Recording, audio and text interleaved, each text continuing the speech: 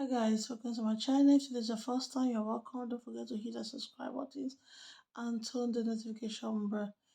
In this video, I want to show you find it so interesting, and I want to react to it, and I want you to give your own opinion.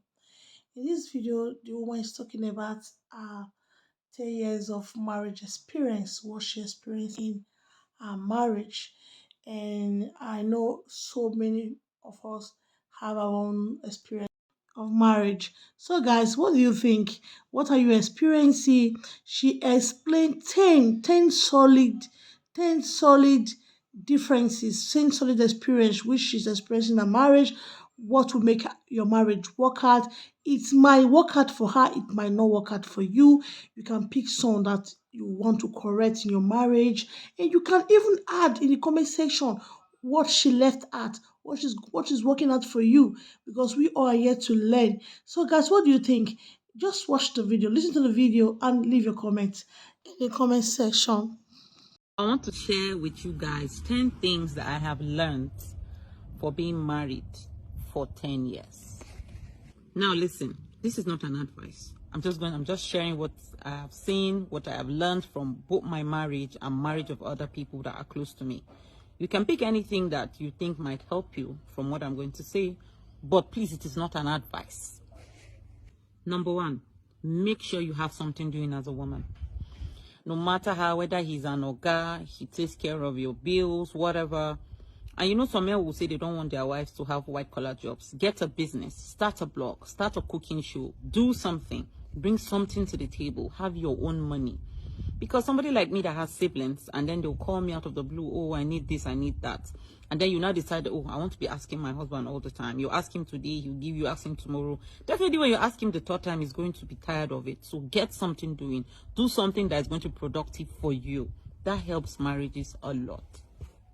Number two, when there is an argument, this is free advice for somebody like me that likes talking back. When there is an argument, just ignore. When he's talking, just ignore. I'm not saying you're going to accept defeat or whatever. Allow this time pass, because everything is quite hot right now. You allow it. When he's done talking, you give it space. Most of them will come back like 20 minutes later and be like, okay, I'm sorry, I didn't mean to say this. Because if you talk and he talks back, he's definitely going to say things that are going to hurt you so much, and you're going to be stuck with someone you're going to be remembering the things he said to you that hurt. Let me tell you, I learned the hard way. When you keep quiet when there is an argument, it works better. Then later on, you make your case, and then you guys can apologize to each other later. Number three, when your spouse has an issue with his siblings or his parents or his brothers or whatever, and he comes and tells you that, oh, this person did so things to me, it is not your place for you to tell him that, okay, or add your salt and pepper. Once he's done saying everything he's saying, you just tell him, well, sorry, maybe he was not in the mood or something happened, but you do not add your salt and pepper. Yes, you're his wife and you might have his kids, but you don't add salt and pepper when your husband has issues with his siblings. You stay out of it. All you're supposed to do there is just tell him sorry. Try and work it out. Try and talk to him about it. But if you add salt and pepper, let me laugh. Number four, when we always have sometimes we have those friends of our husbands that just want to give us attitude for no reason.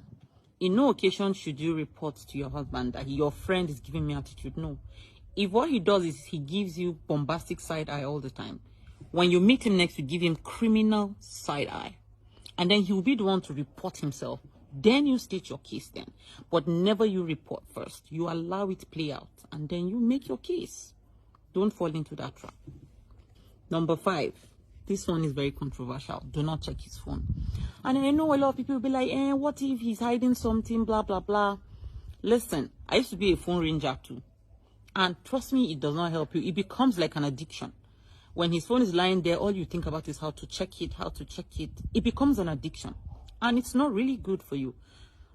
Just ignore it. Like, when marriage will work, it will work. When it will not work, it will not work. Most times you just go and read chats that he has with his friends, which is kind of his privacy. When I have chats or discussion with my friend, it's kind of my privacy. So I don't expect anyone to check it or whatever. So keep his phone, allow his phone. When a man is cheating, you will know. When there's somebody else where you will know. You don't need it. You will know. You go show. Men know sabi hide their feelings. You will know. So stop checking his phone. This one is number 6, and I'm going to be talking about your in-laws. Listen, when you have issues with your in-laws, because you're definitely going to have issues with them, because you guys will always be around each other. You're going to have issues. When handling those issues, use wisdom. Remember that they are your husband's relations.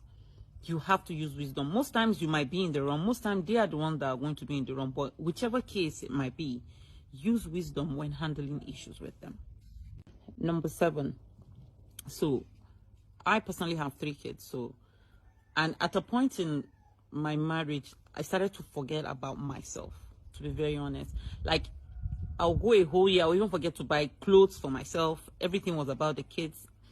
Because of how motherhood is, sometimes you tend to forget about yourself, tend to forget about taking care of yourself, tend to forget about, all those normal things. There are women that will even forget to wash their hair for almost a year.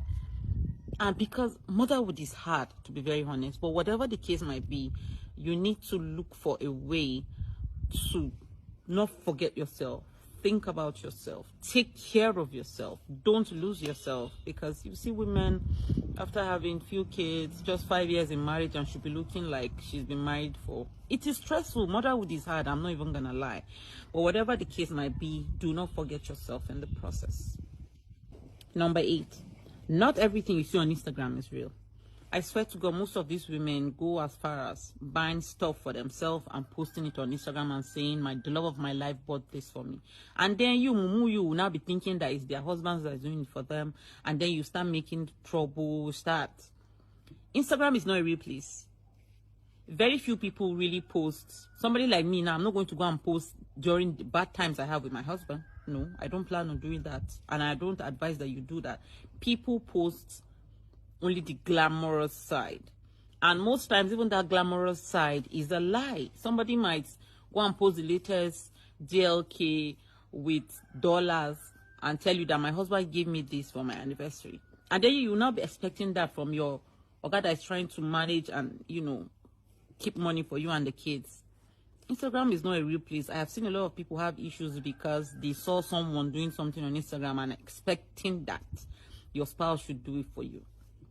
If you say if you get your money, run down for yourself. But Instagram is not a real place. Number 9, take out time to go out with your friends. Plan a date with your friends. Plan a get-together. Do something, because sometimes being stuck at home, you're just stuck. Too many things. Look for a time. Let loose. Fix a date with your friends. There mustn't be much. Maybe 4 or 5 girls, 5 married women, or if you have your single friends, that's cool. Fix a date, go out, eat food, play games, do something. Talk about your issues, propose, give ideas of business ideas with each other. Do something with your friends. Now, last but not the least, which is the very important one, is you have to be very, very prayerful. Prayers helps a lot. Somebody like me, I pray, I fast a lot. So be very prayerful. Pray for yourself, pray for your kids, pray for your spouse, pray for your home. Remember that whatever decision you make affects your kids. Now, in all this I have said, I am not saying that you should stay with an abusive man or stay with someone that gives you pain.